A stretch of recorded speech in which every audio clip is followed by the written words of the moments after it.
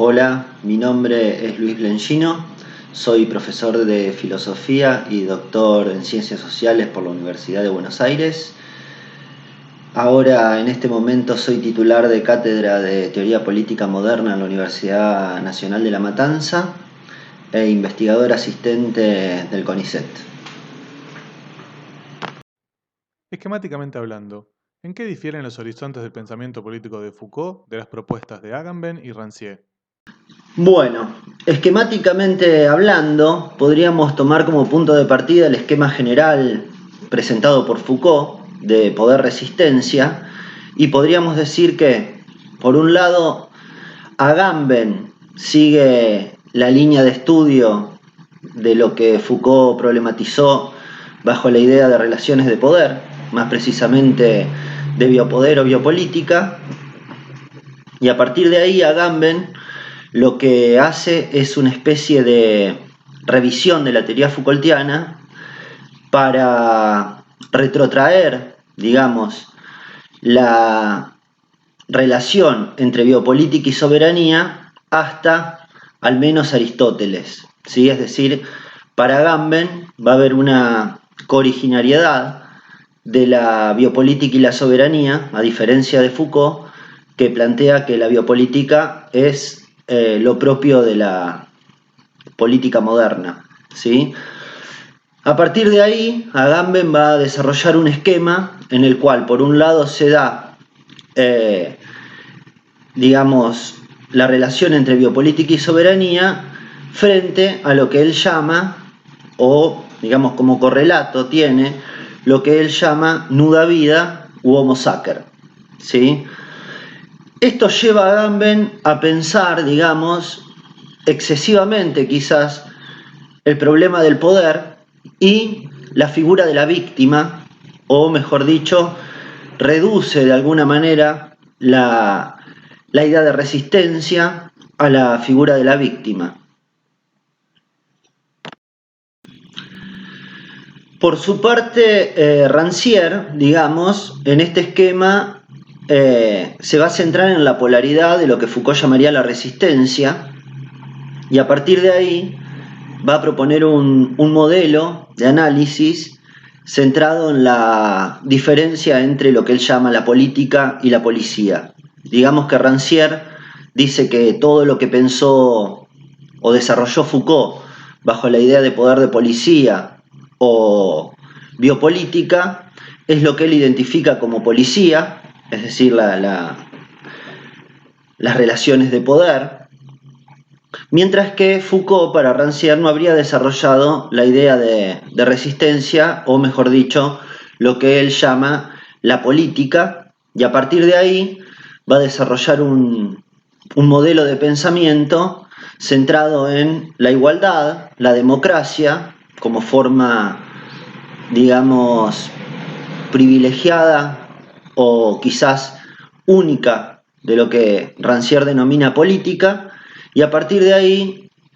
cierta idea de subjetivación que estaría ausente en los pensamientos de Foucault. Cabe recordar que Rancière saca esta idea o toma esta idea de subjetivación de la idea de plebe que desarrolla Foucault en una entrevista de 1977 que le realiza el propio Rancière, pero según Rancière, Foucault no despliega esto, lo cual es cierto, o no lo despliega suficientemente, y Rancière se va a ocupar, desde su punto de vista, de desarrollar la idea de subjetivación, que ocupa ese lugar que Foucault le daba de alguna manera a la idea de plebe. Entonces, lo que podemos decir para sintetizar es que en Foucault hay dos dimensiones del análisis, y tanto Agamben como Rancière se centran en una de ellas para establecer ciertas modificaciones, correcciones o establecer su propia diferencia o en la teoría, digamos, mientras que Foucault trata de establecer un equilibrio mayor de esas dos dimensiones, desde mi punto de vista, y complejizarla a partir del concepto de gubernamentalidad que ninguno de estos dos autores toma. Pero bueno, esto hay que tomarlo con pinzas porque es un modelo esquemático el que estoy presentando, muy esquemático, y la verdad es que la pregunta bien podría ser una pregunta para guiar una investigación de tesis, ¿sí? La comparación entre estos dos autores o entre estas dos derivas de una misma rama o de estas dos derivas de una misma presentación problemática de Foucault. ¿Por qué a Foucault le parece peligroso, dentro de las reflexiones sobre la relación poder-política, el desplazamiento que lleva de la política a lo político? Bueno, me parece que como punto de partida para esta respuesta o para esta pregunta hay que señalar que para Foucault se trata en el diagnóstico de señalar los peligros que acechan en determinadas relaciones de poder y en determinados dispositivos de saber, ¿sí? Y en este sentido, uno podría decir que Foucault se adelanta a estas derivas de su teoría, digamos a las derivas posfundacionales, pero también a la deriva agambeniana de su teoría, para señalar dos peligros que las acechan y un mismo problema de estos análisis que prescinden de la categoría de gubernamentalidad.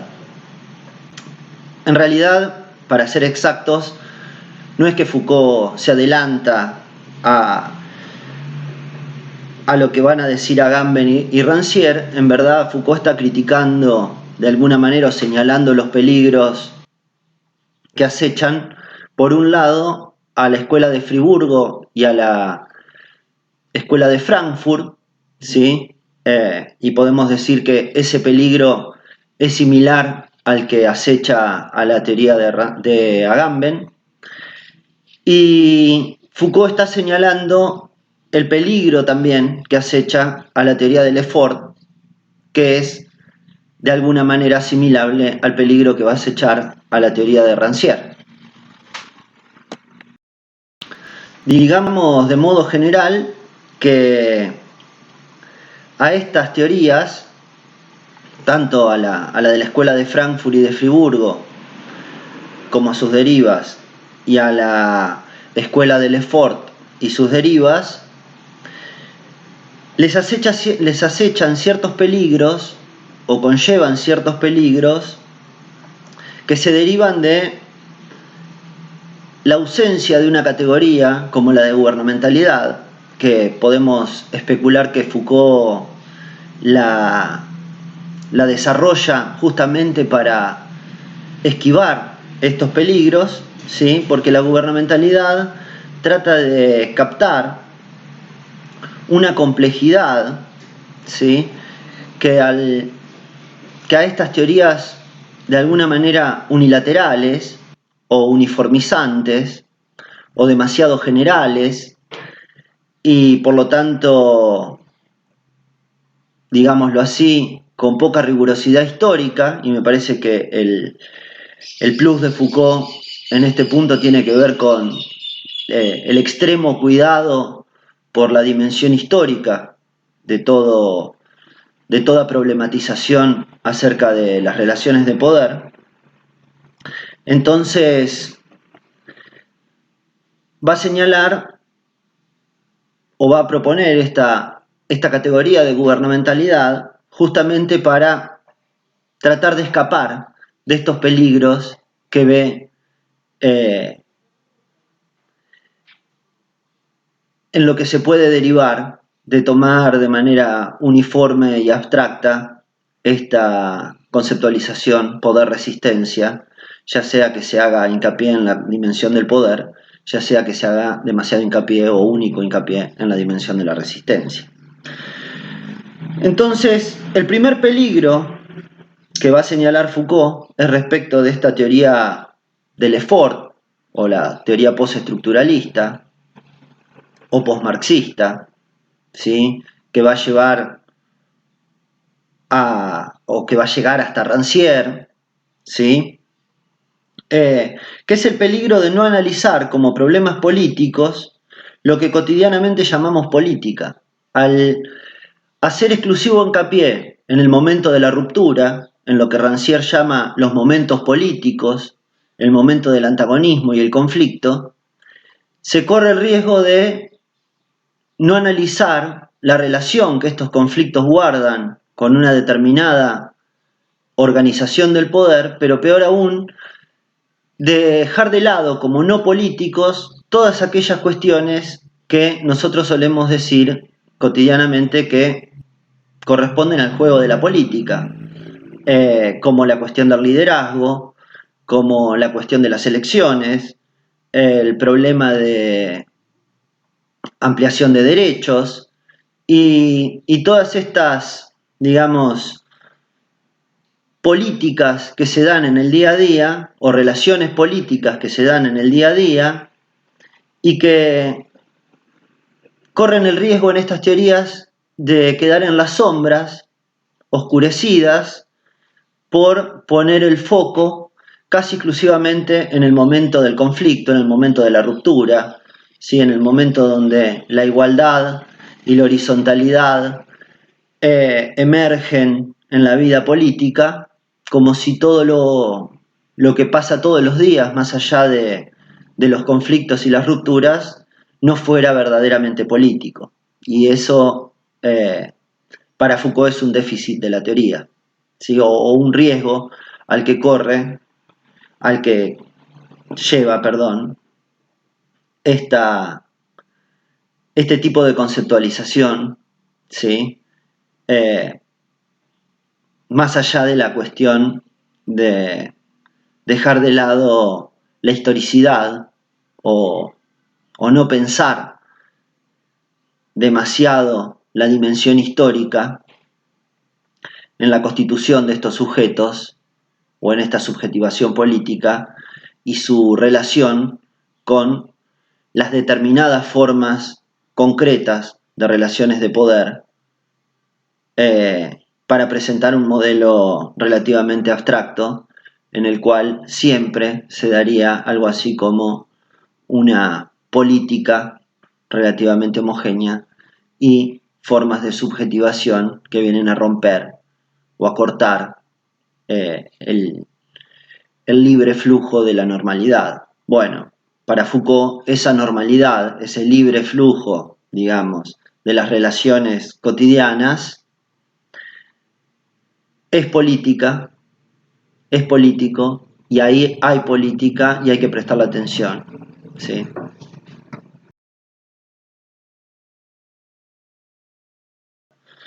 Respecto de el segundo peligro, está vinculado a cierto presupuesto compartido, tanto por la escuela de Frankfurt como por la de Friburgo, de la cual, digamos, podemos poner como deriva la teoría gambeniana, no de la de Friburgo, pero sí quizás de la de Frankfurt, que tiene que ver con lo que Foucault llama una teleología negativa del Estado, ¿sí? Por la cual se tiende a pensar a partir de cierta dicotomía entre el Estado y la sociedad civil y que conlleva el diagnóstico de que lo que se produce es una creciente estatización de la sociedad. Entonces se tiende a pensar que el Estado, por su propia lógica, tiende a crecer y a someter a las fuerzas vivas de la sociedad civil, y entonces se tiende a pensar,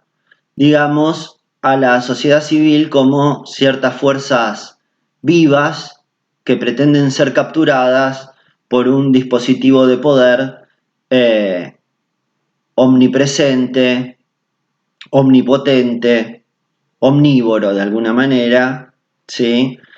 Que se alimenta de esas fuerzas sociales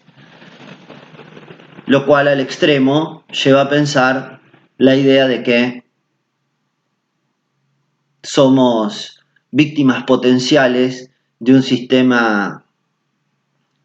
perverso o esencialmente maligno. Y para Foucault justamente no se trata de pensar que el poder es el mal, sino más bien de que siempre hay poder, siempre hay relaciones de poder, y que esas relaciones de poder son peligrosas.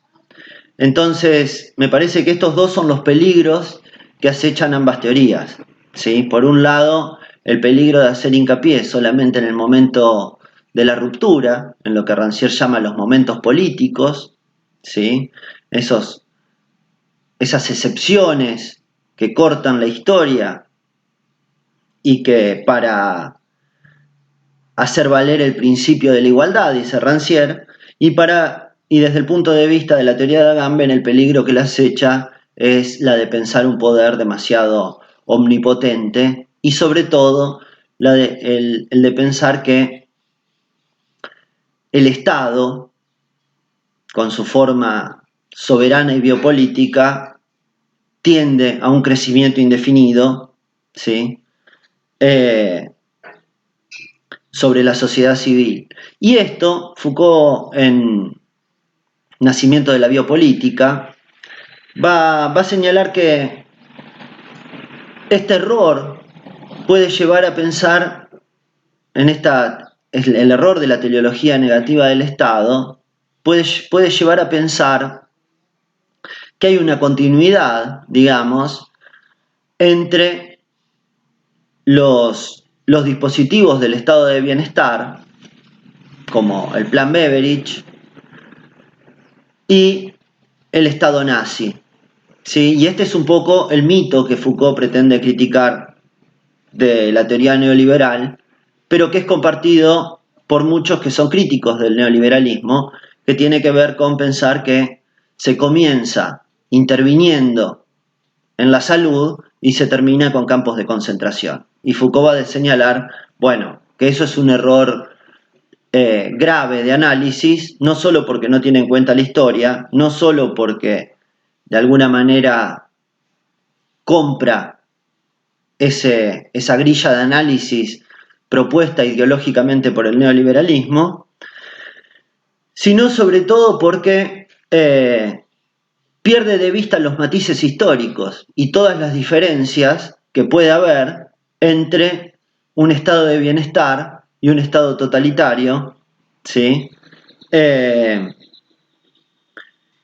Para decir simplemente todo es biopolítica, todo es soberanía y biopolítica, y entonces hay que rechazarlo todo de pleno. Bueno, esos serían un poco los dos peligros que acechan estas teorías. Y les decía también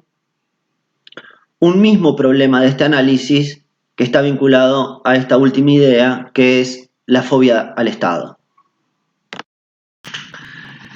Entonces, digamos que este peligro compartido o este problema compartido, vinculado a lo que Foucault llama la fobia al Estado o el prejuicio fóbico al Estado, que es deudor de una fobia unilateral al poder, como les decía. Pensar que el poder siempre es malo y no, como pensaba Foucault, que el poder siempre es peligroso, ¿sí? Esto lleva, digamos, a Rancière a un rechazo por principio a todo aquello que altera la horizontalidad, lo que Foucault va a problematizar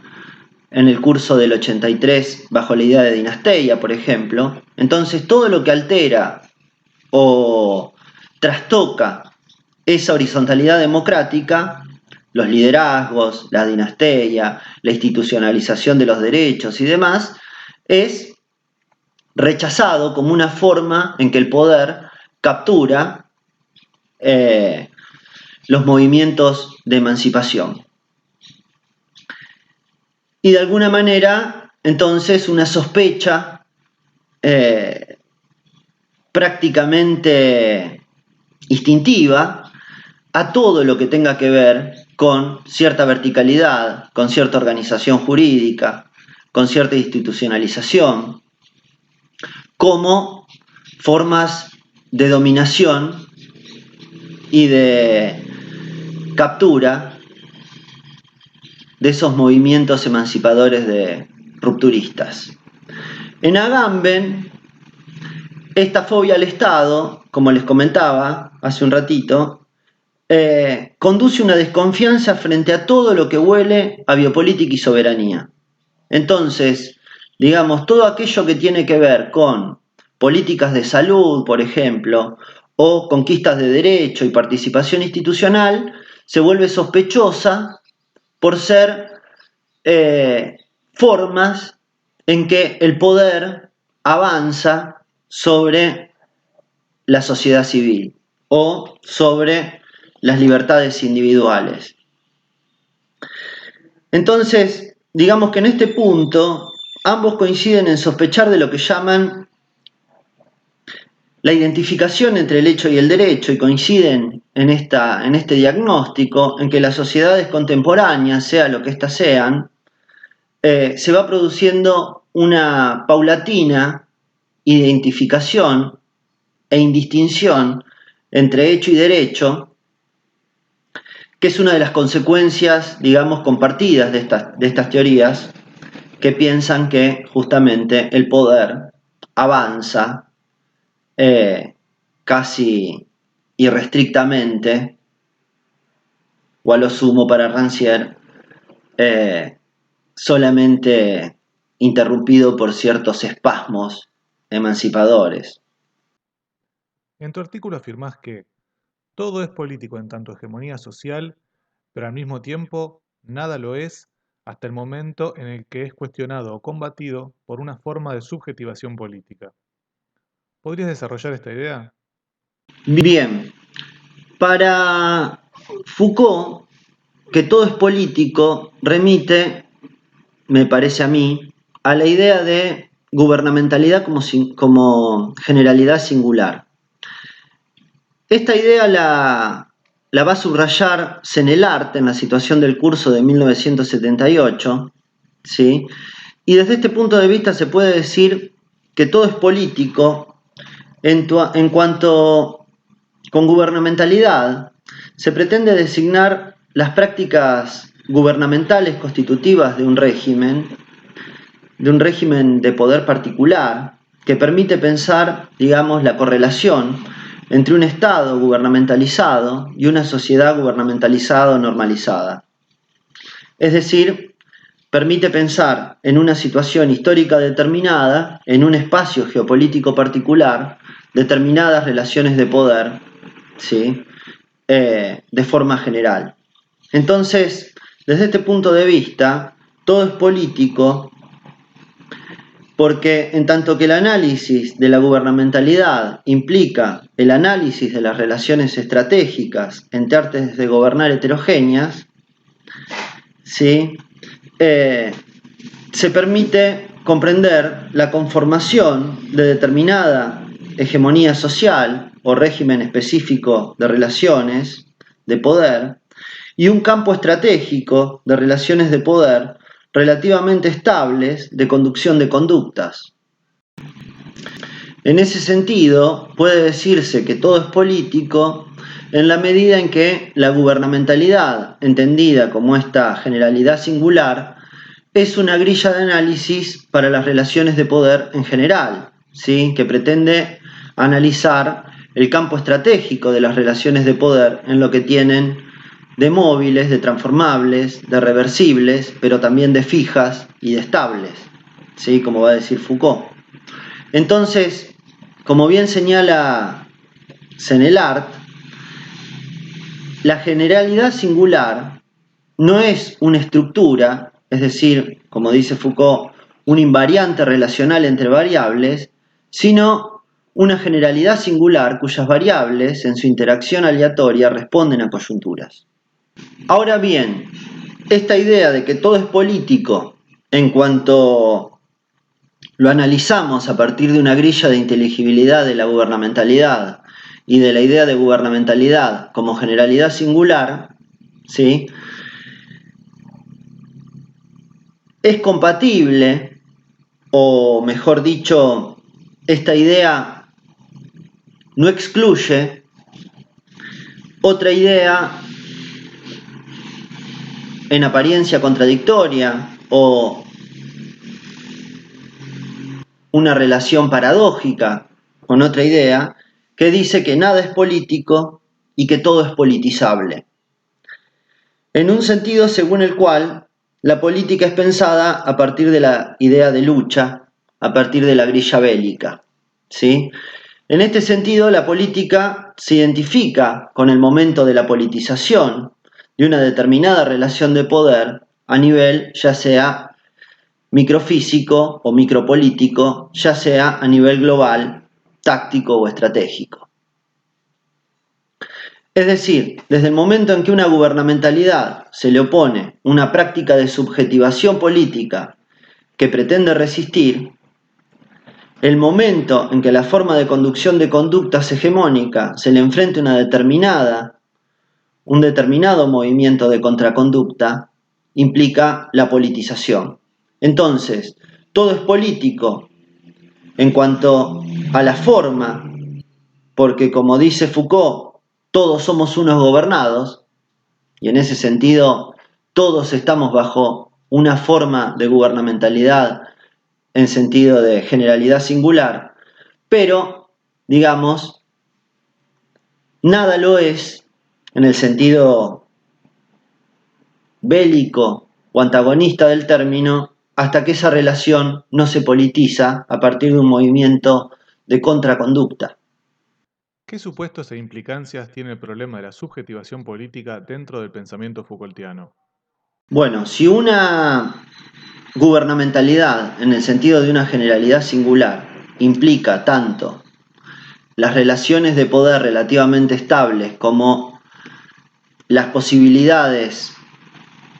de enfrentamiento y la movilidad de esas relaciones de poder, entonces toda forma de subjetivación política se da en un contexto, ¿sí?, de relaciones de poder que puede ser analizada a partir de la grilla gubernamental. Entonces la cuestión de la subjetivación política supone el enfrentamiento, supone la dimensión antagónica y agonística, el movimiento inverso, digamos, de lo plebeyo, que implica tanto un movimiento de desujeción, desidentificación y subjetivación a través del conflicto, ¿sí?, de esas prácticas relativamente estables que dejaban un margen de libertad para las prácticas de libertad y de resistencia, ¿sí?, es decir, ese trasfondo político por el cual podemos decir todo es político, a su vez adquiere densidad política cuando es politizado a partir de una práctica o un movimiento de contraconducta.